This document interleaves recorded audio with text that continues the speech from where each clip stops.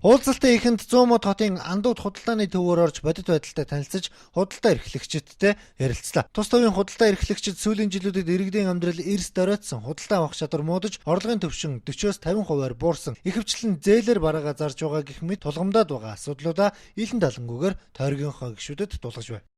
Би төрийн дарга байх үүрэгтэй гэдэг асуудлыг мэдж байгаа болохоос би ард түмний өмнө хариуцлага өрнө, ард түмний өмнө ял хүлээнэ гэдэг асуудлыг болгочихсон байна шүү дээ.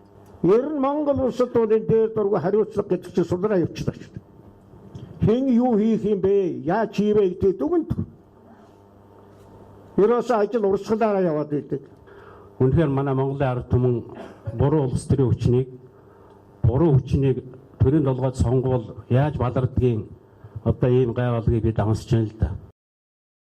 Үүний дараа Баян Чандман Батсүмбэр сумуудаар орж иргэд сонгогчдтой уулзалт хийсэн. Өнгөрсөн 4 жилд улсын их хурлд Монгол Ардын нам сөрөг хүчний байр суурин дээр хэрхэн ажилласан, хууль тогтоомж батлахад хэрхэн оролцсон, орон нутагтаа юу хийж бүтээсэн зэрэг тайлангаа тавьсны зэрэгцээ сүүлийн үед иргэд сонгогчдын анхаарлыг татаад байсан. Үндсэн хуулийн цэцгийн дүгнэлт, сонгуулийн хуульд Монгол Ардын нам хэрхэн хандаж байгаа зэрэг асуудлуудыг эцэслэн дэлгэрэнгүй мэдээлэл өглөө. Мөн Монгол улсын өнөөгийн нийгэм эдийн засаг болоод улс төр дүүссэн нөхцөл байдлын талаар бодиттой мэдээллүүдийг өгсөн юм. Иргэдийн санаа бодлыг ингээд сонсож тэдний ярьж байгаа үнэлт дүгнэлт өгөхөд бол иргэд маань улс орныхоо цаашдын ирээдүйн талаар, сум суурин газрынхаа цаашдын хөгжлийн талаар, өөрийнхөө орон гэр өрхийнхөө амьдралын талаар асар их санаа зовсон, одоо сэтгэл нь өвдсөн ийм байдалтай байна. Иргэд шударгасыг нэлээд өгүүлж байна гэж. Ер нь бол энэ албан тушаалтнуудын авилах хэл ахуйд тойрсон асуудлууд, за шудраг бус ажиллаж байгаа асуудлыг сэргийж ярьж байна. Тэгэхээр шударгаас бол өнөхөр өгүүлж байгаа энэ саналууд бас иргэдэд гаргаж байна. Сонгуулийн өмнөх улс төрийн нийгмийн эдийн засгийн нөхцөл байдлын талаар өөрсдийнхөө байгаа хэмжээнд нэлээд сайн дэлгэрэнгүй мэдээлэл өгсөн. Хүмүүс талархалтай хүлээж авлаа.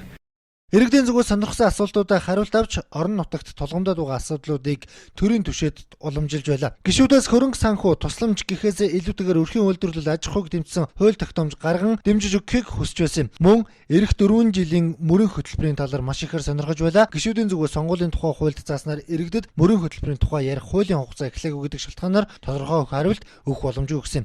Гэхдээ нийгмийн салаа мөчир бүрт сэргэлт авах тийм хэмжээний тооцоо судалгаатай мөрийн хөтөлбөр боловсруулж аудитаас дүгнэлт авч сонгуулийн ерөнхий өрөөнд хүлээлгэн өгсөн гэдгээ мэдгдсэн юм а.